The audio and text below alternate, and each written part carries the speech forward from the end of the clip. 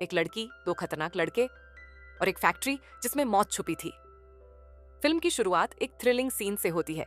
एक लड़की दो लड़कों से अपनी जान बचाकर भाग रही होती है। उसने कुछ केमिकल सब्सटेंसेस चुराए होते हैं और अपनी जान बचाने के लिए एक पुरानी बंद फैक्ट्री में घुस जाती है। लॉक तोड़कर जैसे ही वह अंदर घुसती है, कुछ अजीब होने लगता है। तभी एक स्पिनच का कैन उसके सामने गिरता है, बिल्कुल वैसा ही स्पिनच जैसा पोपाई कार्टून में खाता था। उनमें से एक लड़का, जो बचपन में पोपाई की कहानियां सुनता था, मजाक उड़ाते हुए कहता है, सुन पोपाई, अगर जिंदा रहना चाहता है तो यहां से भाग जा। लेकिन ये शब्द पोपाई को गुस्सा दिला देते हैं। एक बड़ा सा हाथ फैक्ट्री के अंधेरे से निकलता है और लड़के को पकड़कर घसीट लेता है और फिर एक ही झटके में उसका शरीर चीर दिया जाता है। दूसरा लड़का अपनी जान बचाने के लिए लड़की को होस्टेज बनाने की कोशिश करता है। उसके गले पर छुरी रखकर पोपाई को धमकाने लगता है, लेकिन पोपाई बस अपना हाथ हिलाता है और लड़के का हाथ तोड़ देता है जैसे वह मिट्टी का बना हो। फिर पोपाई अपनी दोनों हथेलियों से लड़के का चेहरा दबा देता है और कुछ ही सेकंड में उसका अंत हो जाता है। लड़की, जिसे पोपाई ने बचाया था, डर के मारे कहती है, तू तो मॉन्स्टर निकला। ये सुनते ही पोपाई का गुस्सा और बढ़ जाता है और वह लड़की को भी मार डालता है। इसी शॉकिंग मोमेंट के बाद स्क्रीन पर टाइटल आता है, पोपाई द स्लेयर। अब कहानी शिफ्ट होती है डेक्स्टर नाम के एक लड़के पर, जो पोपाई के रहस्य पर एक डॉक्यूमेंट्री बनाना चाहता है। वही पुरानी फैक्ट्री जहां सब कुछ हुआ था, उसी जगह वह अपनी टीम के साथ जाता है। उसके साथ होती है ओलिविया और उसके 3 दोस्त। फैक्ट्री में हम देखते हैं लेक्स को, जो इस फैक्ट्री का मालिक है। वह एक स्टेट एजेंट के साथ डील कर रहा होता है फैक्ट्री को बेचने के लिए। एजेंट कहता है, मैं फैक्ट्री बेच सकता हूं, लेकिन पहले लोगों के अंदर छुपी अफवाहों को मिटाना पड़ेगा। लेक्स हैरान होकर पूछता है, कैसी अफवाहें? एजेंट बताता है, 20 साल पहले इस फैक्ट्री में स्पिनच में कुछ अजीब बीमारी पाई गई थी। तब से फैक्ट्री बंद है, और अगर ये अफवाहें झूठी थीं, तो फैक्ट्री दोबारा क्यों नहीं चली?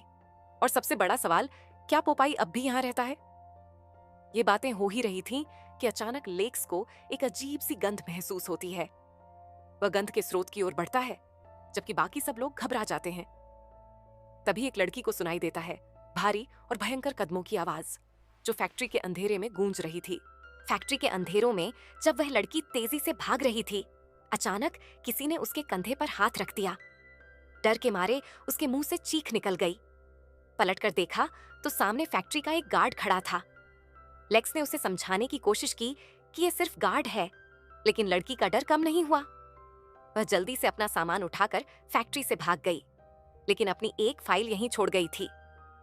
लेक्स भी फैक्ट्री से निकलते वक्त अपने मजबूत बॉडीगार्ड को हुक्म देता है, फैक्ट्री में कोई दिखे तो खत्म कर देना। फैक्ट्री की डील होने वाली है और कोई दिक्कत नहीं चाहिए। बॉडीगार्ड बिना डरे अपना काम शुरू कर देता है और पूरी फैक्ट्री की तलाशी लेने लगता है। तभी उसकी नजर पड़ती है 2 लाशों पर, जिन्हें कुछ वक्त पहले पोपाई ने मारा था। तभी सामने से विशालकाय पोपाई आ जाता है। बॉडीगार्ड खुद को बहुत ताकतवर समझते हुए पोपाई पर हमला करता है, लेकिन पोपाई सिर्फ एक हाथ के जोर से उसे जमीन पर पटक देता है और अपने पैर से उसका सिर कुचलकर उसे मार डालता है। सीन वापस दोस्तों के ग्रुप पर शिफ्ट होता है, जो एक बार में अपने एक और दोस्त को पिक करने आए हैं। बार में सब लोग पॉपाई द स्लेयर मैन की कहानियों पर बातें कर रहे होते हैं। केटी इस बात को नहीं मानती। वह कहती है कि ये सब बस अफवाहें हैं। वहीं एक बूढ़ा आदमी चुपचाप उनकी बातें सुन रहा होता है। वह गुस्से में कहता है, ये सब मजाक मत समझो। पॉपाई अब भी उस फैक्ट्री में जिंदा है और अपनी मोहब्बत का इंतजार कर रहा है। अपनी जान बचानी है तो उस फैक्ट्री के पास भी मत जाना। तभी केटी का बॉयफ्रेंड और उसके कुछ दोस्त बार में आ जाते हैं और फिर सब मिलकर फैक्ट्री की तरफ निकल पड़ते हैं। फैक्ट्री के पास पहुंचते ही ओलिविया देखती है कि एक अजीब सा साया फैक्ट्री की खिड़की से उन्हें देख रहा था, लेकिन जब तक वह कुछ समझ पाती, वह साया गायब हो जाता है। फैक्ट्री पर ताला लगा होता है, लेकिन डॉक्यूमेंट्री बनानी है, इसीलिए ताला तोड़ने का प्लान बनता है। ओलिविया बिना समय गंवाए ताला खोल देती है, जैसे यह उसका रोज का काम हो। अंदर जाते ही केटी को अपने बॉयफ्रेंड का कॉल आता है, लेकिन वह कॉल इग्नोर कर देती है। बॉयफ्रेंड गुस्से में पागल हो जाता है और उसके दोस्त उसके कान भरते हैं कि शायद केटी और डेक्स्टर का कुछ चक्कर है। तीनों लड़के फैक्ट्री की ओर निकल पड़ते हैं। डॉक्यूमेंट्री बनाने के लिए सब अलग अलग हो जाते हैं। केटी मॉनिटरिंग करती है, डेक्स्टर और ओलिविया एक तरफ कैमरे लगाने जाते हैं और दो और दोस्त दूसरी तरफ जाते हैं। लेकिन तभी डेक्स्टर और ओलिविया को कुछ अजीब महसूस होता है। एक स्पिनच का कैन बार बार उनके सामने आ रहा था और फैक्ट्री के सन्नाटे में कोई अनजानी हलचल का एहसास हो रहा था। पॉपाई द सेलर मैन का पालक स्पिनच कैन बार बार उनके सामने आ रहा था। ये देखकर वे घबरा गए, लेकिन कुछ देर बाद उन्हें पता चला कि इस फैक्ट्री में कुछ कबूतर हैं जो ये कैन उनके सामने गिरा रहे थे।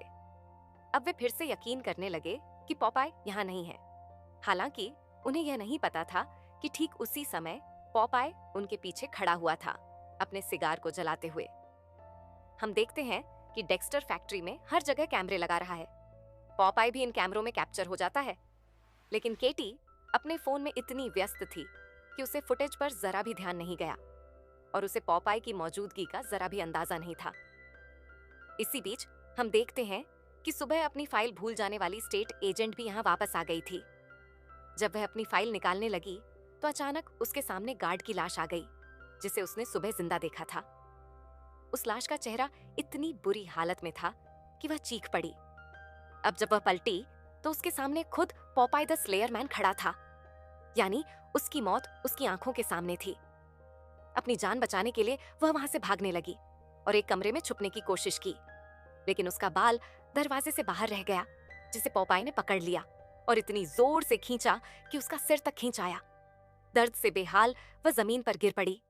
पोपाई धीरे धीरे उस कमरे में दाखिल हुआ और उस लड़की को उठाकर पालक काटने वाली मशीन में डाल दिया, जहां उसने उसे बारीक मांस के टुकड़ों में बदल दिया।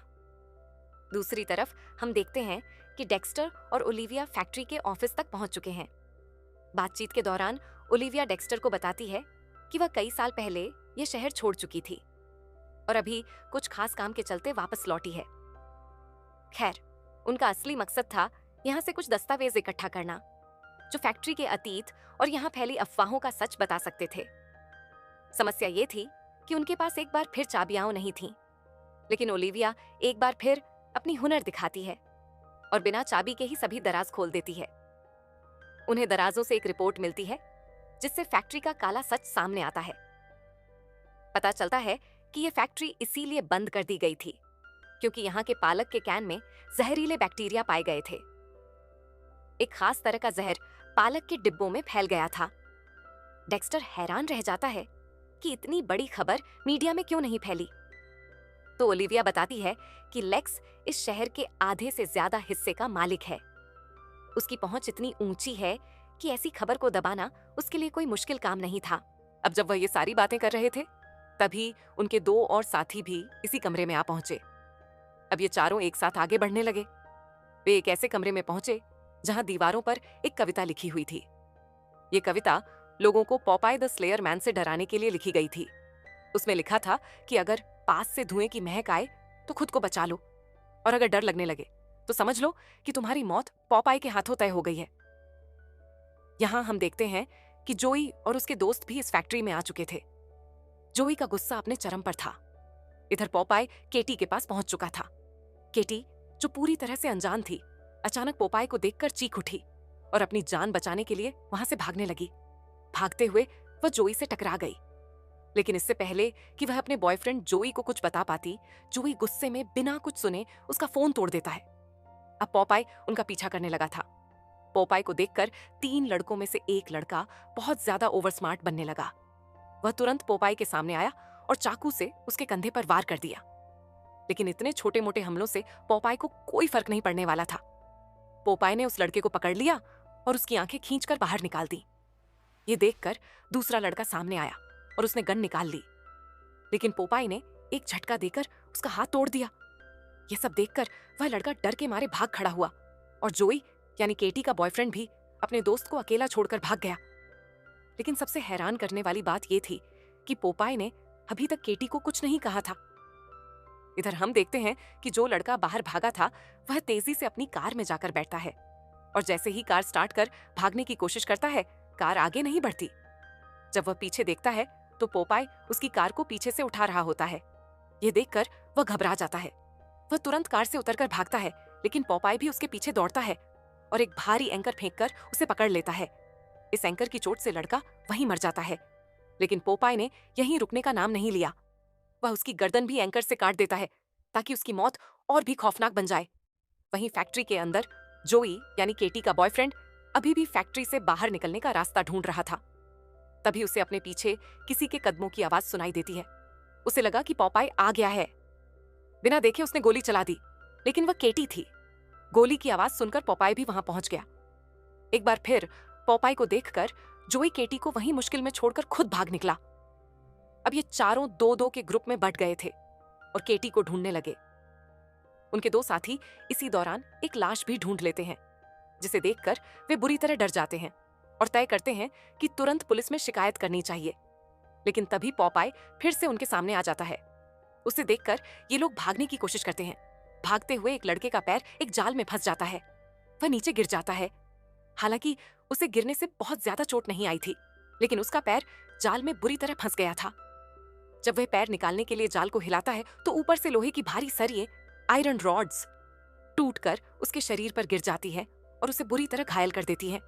इस वजह से वह लड़का वहीं दम तोड़ देता है। उसके साथ खड़ी लड़की के चेहरे पर सारा खून बिखर जाता है। यह देखकर वह लड़की और भी ज्यादा डर जाती है। अभी पोपाय उसका पीछा कर रहा था। उसे देखकर वह जोर से चीखती है और वहां से भागने की कोशिश करती है, लेकिन पोपाय से बचना आसान नहीं था। वह लड़की भी उसी रास्ते से गुजरती है। वहीं रास्ते से वह लड़की भी जा रही थी जहां उसका साथी थोड़ी देर पहले गुजरा था। इसीलिए उसका पैर भी किसी चीज में फंस गया और वह भी गिर पड़ी, ठीक उसी जगह जहां लड़का गिरा था। वह लड़की अपने साथी के ऊपर गिरती है और लड़के के शरीर में जो लोहे की रॉड्स घुसी हुई थी, वहीं रॉड्स अब लड़की के शरीर में भी घुस जाती है और इसी वजह से वह लड़की भी वहीं मर जाती है। अब यहाँ सीन बदलता है ओलिविया और डेक्स्टर पर, जो अब तक इन सब घटनाओं से अनजान थे। वे एक ऐसे कमरे में पहुंचते हैं जहां हर तरफ पालक के टिन रखे हुए थे और दीवारों पर पोपाय और उसके परिवार की तस्वीरें लगी थीं। यहीं हमें पोपाय का असली रूप देखने को मिलता है। कमरे में कुछ खिलौने भी पड़े थे जो पोपाय की बेटी के थे। वहीं कुछ अखबारों की कतरनें भी बिखरी हुई थीं, जिन्हें देखकर ओलिविया और डेक्स्टर को यह पता चलता है कि असल में पोपाय की पत्नी इस फैक्ट्री में काम करती थी और जब उसने फैक्ट्री के जहरीले पालक का राज लीक कर दिया था तो फैक्ट्री को बंद कर दिया गया था। उसके बाद पोपाय की पत्नी गायब हो गई थी। फैक्ट्री के मालिक लेक्स ने उसे मरवा दिया था। पोपाय, जो अपनी पत्नी से बेइंतहा प्यार करता था, वह यहीं फैक्ट्री में रुक गया था अपनी पत्नी को ढूंढने के लिए। आज तक वह अपनी पत्नी का इंतजार कर रहा था और जिंदा रहने के लिए वही जहरीला पालक खा रहा था जिसकी वजह से उसका शरीर विकृत हो गया था और वह एक राक्षस जैसा बन गया था। यह सब सुनने के बाद ओलिविया और डेक्स्टर बहुत डर जाते हैं और तय करते हैं कि अब जल्दी से यहां से भागना चाहिए। लेकिन इससे पहले वे अपने बाकी साथियों को भी ढूंढना चाहते थे। जैसे ही वे आगे बढ़ते हैं, उन्हें अपने साथियों की लाशें मिलती हैं। ये देखकर वे और भी ज्यादा डर जाते हैं। डेक्स्टर फैसला करता है कि अब फैक्ट्री के दूसरे दरवाजे से बाहर निकलेंगे, लेकिन जैसे ही वह दूसरे दरवाजे के पास पहुंचता है, सामने से पोपाय आ जाता है। पोपाय डेक्स्टर का हाथ पकड़कर उसे हवा में लटका देता है। एक झटके में ही उसका हाथ तोड़ देता है। जब पोपाय उसे मारने ही वाला था, तभी ओलिविया चिल्लाती है, उसे छोड़ दो। और हैरानी की बात यह होती है कि पोपाय उसकी बात मान लेता है। यहाँ एक बड़ा राज सामने आता है। ओलिविया असल में पोपाय की बेटी थी, जो सालों बाद अपने पिता से मिलने आई थी और अपनी माँ को ढूंढने की उम्मीद में यहाँ आई थी। पोपाय अपनी बेटी को देखकर भावुक हो जाता है। दोनों एक दूसरे को गले लगाने ही वाले थे, तभी पीछे से बचा हुआ जॉय आ जाता है और पोपाय पर गोली चला देता है। गोली लगते ही पोपाय का गुस्सा और बढ़ जाता है। वह जॉय को मारने के लिए बढ़ता है, लेकिन जॉय खुद को बचाने के लिए ओलिविया को पकड़ लेता है। ये देखकर पोपाय का गुस्सा 7वें आसमान पर पहुंच जाता है। जिस हाथ से जॉय ने ओलिविया को पकड़ा था, पोपाय उसी हाथ को पकड़ता है और तोड़ देता है और फिर उसी हाथ से जॉय को मौत के घाट उतार देता है। जब यह सब हो रहा था, ओलिविया डेक्स्टर को उठाकर फैक्ट्री से बाहर भाग जाती है। बाहर निकलते ही उन्हें घायल केटी मिलती है, जो गोली लगने से बुरी तरह घायल थी। वहीं पुलिस भी वहां पहुंच चुकी थी। पुलिस जब ओलिविया से बयान लेती है तो वह सच्चाई नहीं बताती। वह झूठ बोलती है कि कोई पागल आदमी आकर यह सब कर गया। जब पुलिस उस आदमी के बारे में पूछती है तो ओलिविया एक और झूठ बोलती है कि वह आदमी वहां से भाग गया। सीन में दिखाया जाता है कि पोपाय खिड़की से उन्हें देख रहा था। और उसके दिल में उम्मीद थी कि उसकी बेटी ओलिविया एक दिन फिर उससे मिलने आएगी। लेकिन कहानी यहीं खत्म नहीं होती। लेक्स, जो फैक्ट्री का मालिक था, अपनी डील कैंसिल होने के डर से फैक्ट्री आता है और वहां उसकी मुलाकात पोपाय से होती है। पोपाय लेक्स का मुंह अपने हाथों से पकड़ता है और उसे इतनी जोर से दबाता है कि उसका मुंह कुचल जाता है और वह वहीं मर जाता है। और इसी के साथ कहानी का अंत होता है। दोस्तों, अगर इस चैनल पर नए हो तो वीडियो को लाइक, शेयर, सब्सक्राइब जरूर करना ताकि आपको ऐसे वीडियो का नोटिफिकेशन मिले, सबसे पहले आपको मिले। तब तक के लिए बाय, मिलता है अगले वीडियो में।